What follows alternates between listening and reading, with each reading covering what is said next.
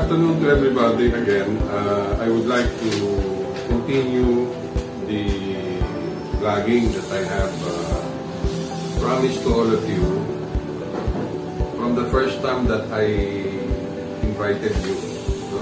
I forgot the date, exact date, no? Pero doon sa part na yun ay tutuloy na natin sa umpisa ngayong araw na to ang ating quest, no?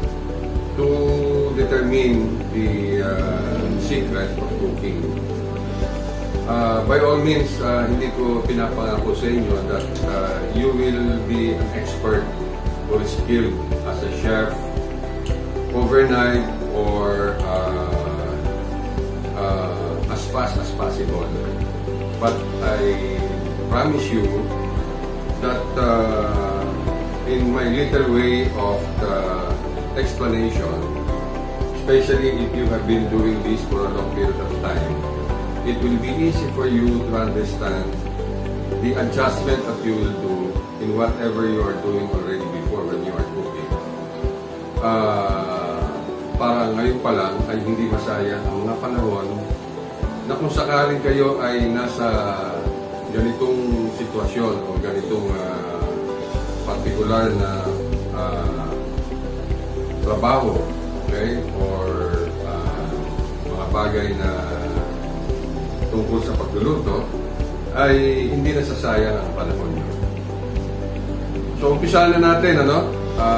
Ito po ang secret of cooking ay umpisa natin sa definisyon kung ano ba talaga ang pagluluto. Pag pinag-usapan natin ang pagluluto, most of the time, ang papasok sa atin ay paano natin pasasarapin o paano natin palalasahin ang pagkain. Marami siguro ang magre-react dito sa sasabihin ko at marami siguro ang tataas ang pilay na hindi po iyon ang umpisa ng pagluluto. Ako kasi lumaki ako dito sa amin sa Bulacan, particular sa Balagtas, Bulacan, former Dibiga, na ang lagi kong naiisip palagi pag magluluto, ano ba ang mga sikreto ng ingredients. Kaya dumating ang panahon na tumagal hanggang sa ako nag-manage na ng mga different establishment like hotels and restaurants at maraming bansa sa buong mundo, ay hindi ko talaga na-master ang pagluluto because of that kind of konsepto na nasa akin. Kaya nag-aral ako ng pagluluto upang maintindihan ko kung paano talaga ang umpisa ng tinatawag natin cooking. Okay, pag pinag-usapan po natin ang pagluluto, ano po ba ang ating dapat natandaan? Unang-una, ang dapat nating tandaan sa pagluluto ay dapat nating malaman kung ano yung ina-applyan natin ng init upang siya ay maluto. Pag sinabi nating maluluto, kinakailangan po natin siya na lahat ng mga ingredients na ginagamit nyo sa isang pagkain na inyong niluluto, isang menu o isang recipe, ay kinakailangan po natin na nalalaman kung ano ang kanyang magiging transformation. Maaaring maraming hindi maintindihan ang transformation. Ang transformation po ng isang ingredients ay yung papaano po natin siya mabibigay yung kanyang tinatawag na doneness. Pangalawang definition na naman, hindi natin naiintindihan.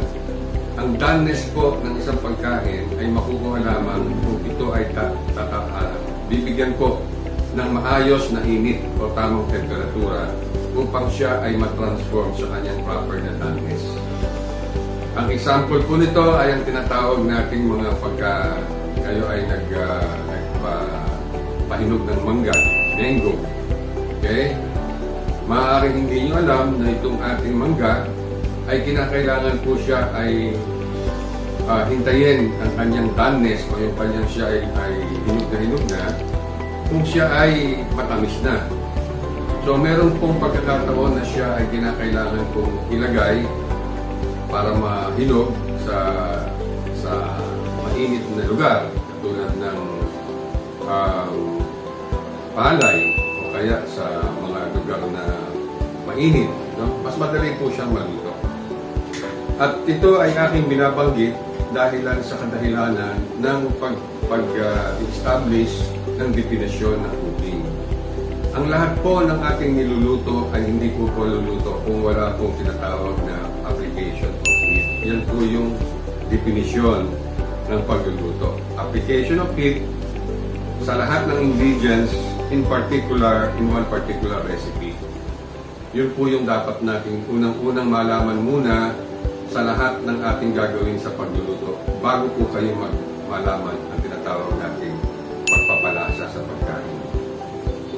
Inuulit ko, katulad po ng ating nakagawian sa pagluluto, especially kung itong ating very particular na chicken pork adobo. Pagka po kayo nag-aral ng chicken pork adobo, ang unang-unang yung pag-aaralan ay yung suka at saka pag-apply ng toyo at pag-apply po ng marination ay pag-apply ng tinatawag natin pagluluto ng sauteing of this o yung sinasakot siya niya muna and then at saka po lalagyan ng konting tubig at saka po natin lulutuin. So hanggang doon lang po ang ating nalalaman, kaya hindi po natin namamaster ang cooking kasi ang alam po natin sa cooking ay pagpapalasa. Hindi po ang pagpapa-transform ng lahat ng ingredients natin to the proper doneness. So yung proper doneness ang kanyang characteristic o property ay meron pong pinakamasarap na estado ng kanyang sariling estado ng kanyang ingredients. Katulad po, example ng tinatawag nating vegetable.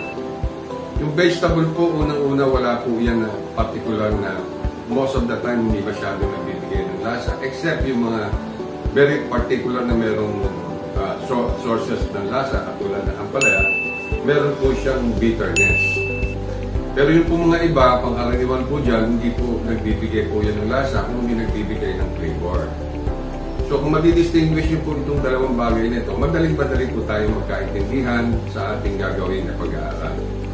Inuulit ko, sa pagluluto po, unang-unang dapat po ninyong pag-aralan ay ang transformation ng init ay ng particular na ingredients na niluluto nyo sa isang recipe upang siya ay ma-convert o ma-transform sa kanyang proper doneness. Example po nito ay yung tinatawag nating chicken. Yung chicken po ay isang klase ng meat, no? Na niluluto natin at nilalagyan po natin ng mga especially mga pampalasa katulad po ng chemical source of flavor and taste.